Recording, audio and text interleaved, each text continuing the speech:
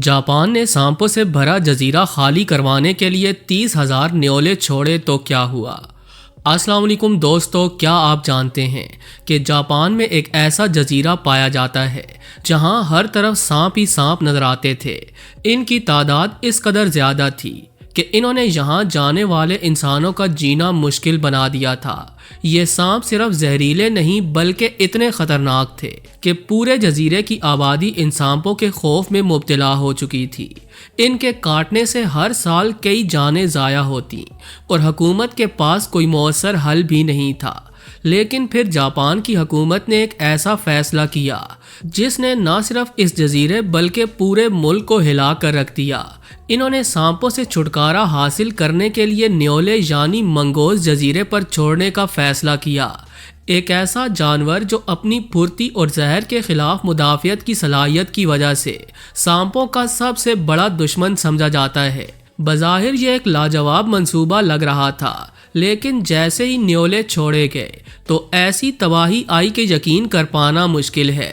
कुदरत से पंगा लेने पर जापान के जजीरे के साथ क्या हुआ, ये जानने के लिए वीडियो को आखिर तक ज़रूर देखिएगा। और अगर आप चैनल पर नए हैं तो हमारे चैनल को सब्सक्राइब करना हरगिज़ न भूलें। तो आइए चलकर मौजू का बाकायदा आगाज़ करते हैं। प्यारे दोस्तों, ये कहानी वहाँ से शुरू होती है जहाँ जापान के दही इलाके एक संगीन खतरे का शिकार थे। 1970 की दिहाई में जापान के अमामी और यशीमा जजीरे पर रहने वाले लोग एक खौफनाक दुश्मन का सामना कर रहे थे जिसका नाम था हायोपिट वाइपर। ये सांप न सिर्फ जहरीला था बल्कि इलाके में इंसानों और जानवरों दोनों के लिए मौत का सामान लेकर आता।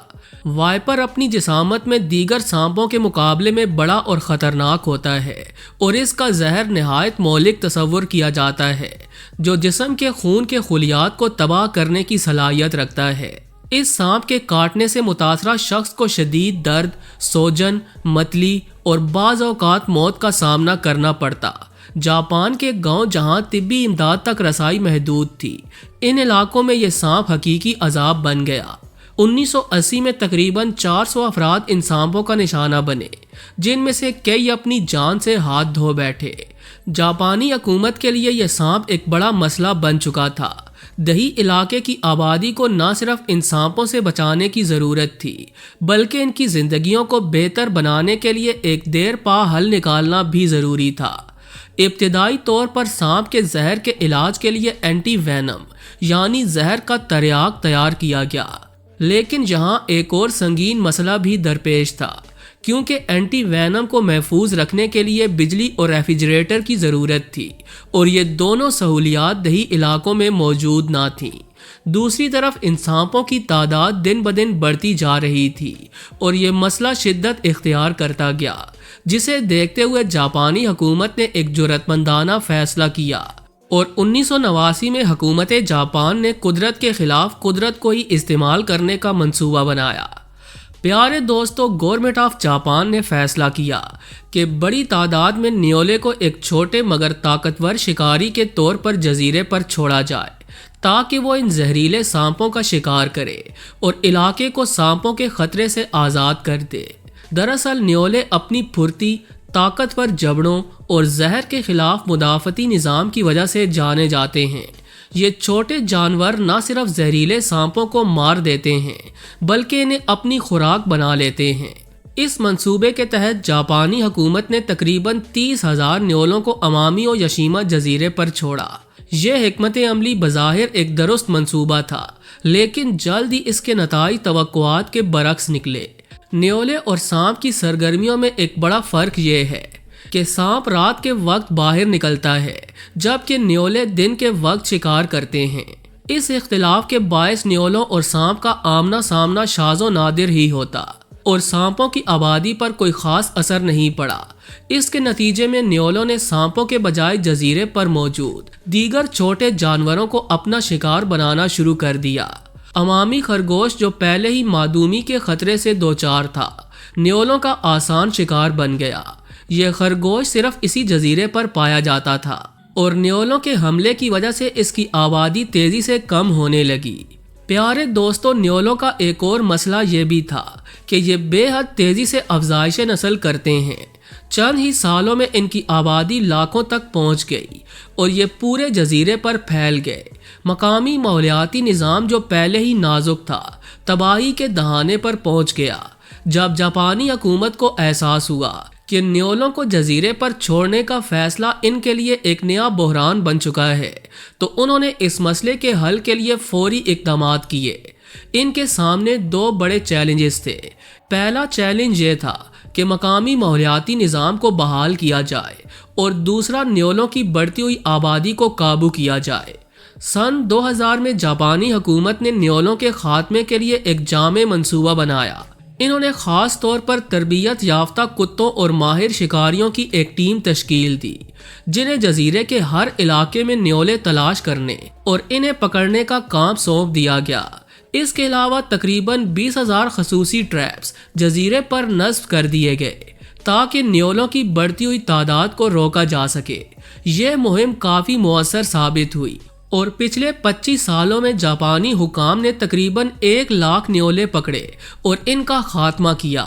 جدید ٹیکنالوجی جیسا کہ موشن سینسنگ کیمرے اور رہائشیوں سے حاصل ہونے والی اطلاعات کی مدد سے نیولوں کی موجودگی کی نگرانی کی گئی۔ سن 2022 میں 472 مختلف جگہوں پر لگے کیمروں اور تربیت یافتہ کتوں کی مدد سے ایک جامع رپورٹ تیار کی گئی، جس کے مطابق جزیرے پر نیولوں کی موجودگی تقریباً ختم ہو چکی ہے۔ یہ کامیابی بلا شبہ ایک بڑی فتح تھی، لیکن اصل مسئلہ یعنی ہائیوپٹ وائپر ابھی بھی موجود تھا۔ یہاں سے جاپانی سائنسدانوں کی جدوجہد شروع ہوئی۔ انہوں نے وائپر کے زہر کے خلاف ایک جدید اور قابل رسائی اینٹی وینم تیار کرنے کی تحقیق شروع کر دی۔ زہر کے جینیاتی سٹرکچر کو سمجھنے کے لیے جاپان کے مختلف تحقیقاتی اداروں اور یونیورسٹیوں نے مل کر کام کیا۔